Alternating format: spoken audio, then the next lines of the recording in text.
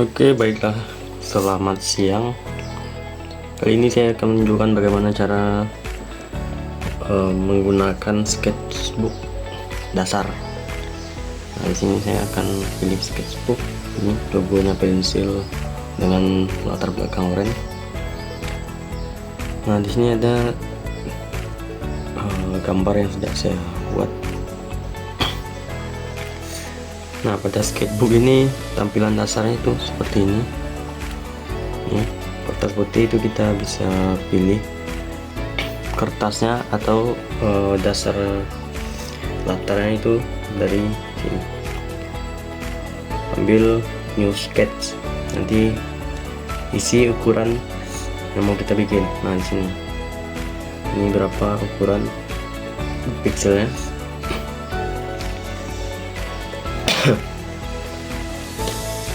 Nah, sini juga ada pilihan letter A4, A5, 4x6, 5x7, dan lain-lain.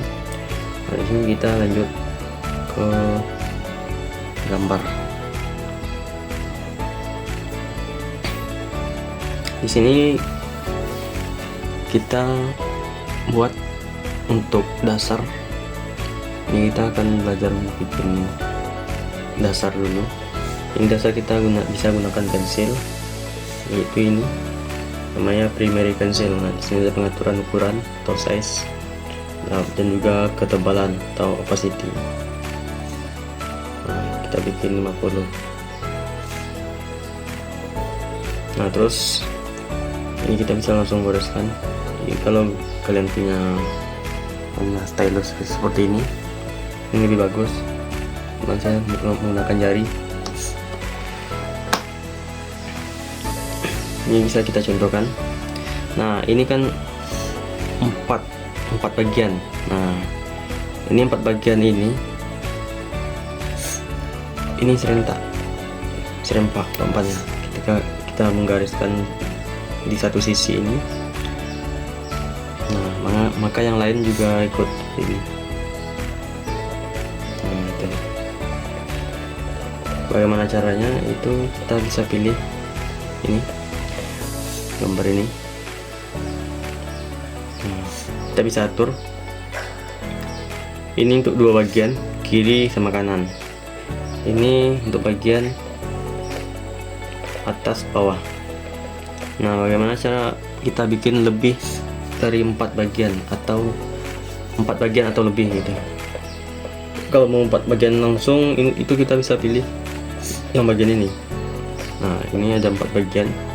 Nah, di sini ada pengaturannya section. Kita bisa naikkan misalkan menjadi 5 bagian. Kita naikkan 1, 2, 3, 4, 5. Jika kita membutuh 8, maka kita naikkan 8. Nah, ini maka bagiannya 8. Ini bisa kita gambar langsung, dia bakalan mengikuti satu sisi yang kita coret. Nah, seperti itu.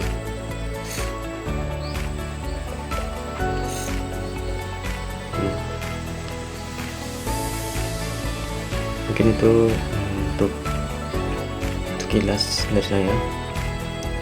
Nah, kita akan lanjut menggambar sketsa bunga ini. Ini batik atau apa namanya? Bunga batik. Nah, sekarang kita anggap kita sudah selesai menggambar dasar dari gambar batik yang sudah kita buat ini. Nah, selanjutnya kita bikin layer kedua, yaitu layer yang kita gunakan untuk gambar asli yang bakalan kita ambil hasilnya nanti. Ini dasar kita bisa simpan. Ini bisa kita tekan tombol tambah untuk menambahkan layer baru. Nah,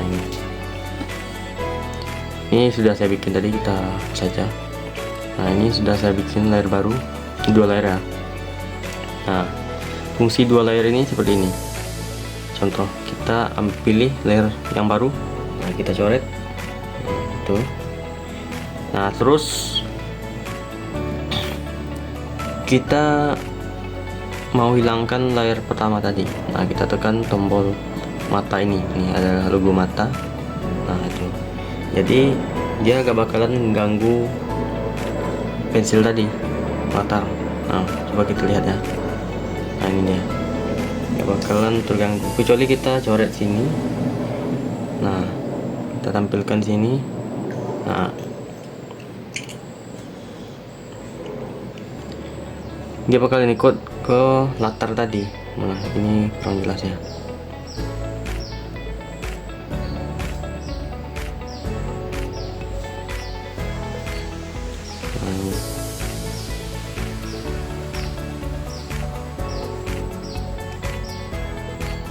Ini kalau kita pilih yang latar, kita coret, dia bakal ikut yang di latar tadi gitu. Nah, itu kan. Nah, ini kita bikin layer baru untuk memperjelas hasil gambar kita. Nah, yang saya gunakan di sini yaitu fountain pen. Nah, untuk settingan kita bisa bikin standar. Nah, saya di basic saya ukuran menggunakan 2,5 size nya, opacity 100. Nah, pada nib kita bikin hardness nya 100, pressure sini saya size weight heavy pressure 2,5, terus untuk size with light pressure nya 0,1, dan yang lain 100. Nah, hardness yang di sini tadi ini itu kita bikin 100 ya, biar pas menggambarnya itu dia nggak ngeblur, dia pinggiran hasil penanya itu goresannya itu tajam. Kalau kita turunkan, ini kita jelaskan ya. Coba kita naikkan biar nampak perbedaannya. Ini kurang jelas, ini kita naikkan lagi.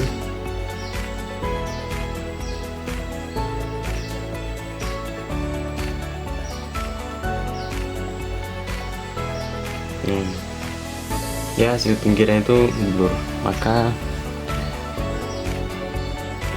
settingan yang tadi kita bikin ini kita jadikan lagi 2,5 atau kita bikin dulu tinggi untuk membuktikan. Nah, hardness kita naikkan, kita lihat perbedaannya. Nah, gitu. Ini yang tadi blur karena hardness-nya kita turunkan. Nah, ini hardness-nya kita bikin 100. Ini kita hapus lagi. Nah, kita kembalikan settingan ke 100. Nah, udah. Untuk ukuran kita jadikan 2,5.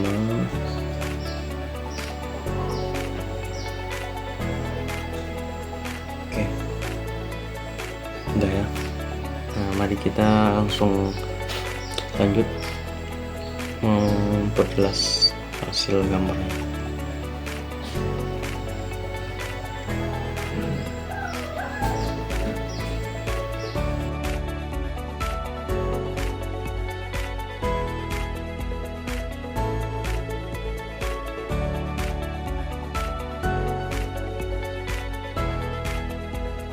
Baik, ini sudah selesai.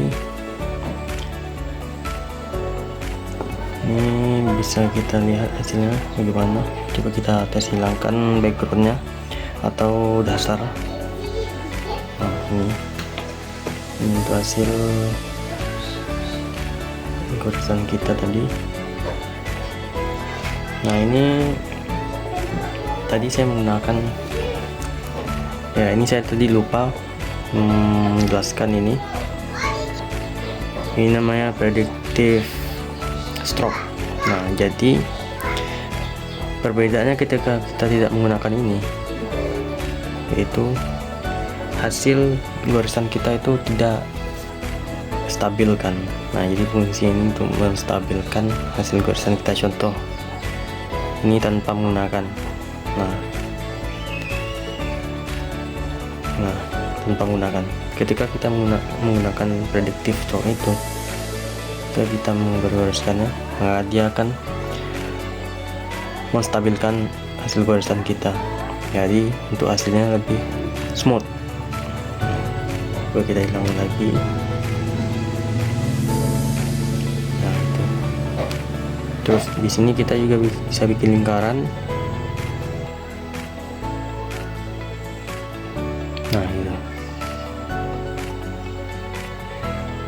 Nah, ketika kita menggunakan predictive stroke itu, maka ketika kita bikin lingkaran penuh walaupun kurang bagus, maka si tool itu bakal otomatis menyempurnakan lingkaran yang kita bikin. Contoh,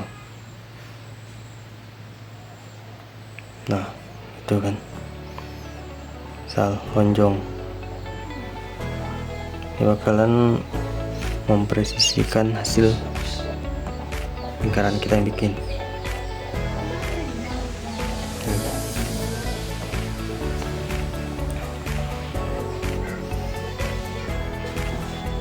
Mungkin itu saja yang dapat saya jelaskan. Untuk video selanjutnya bakal saya post pada sesi berikutnya. Terima kasih.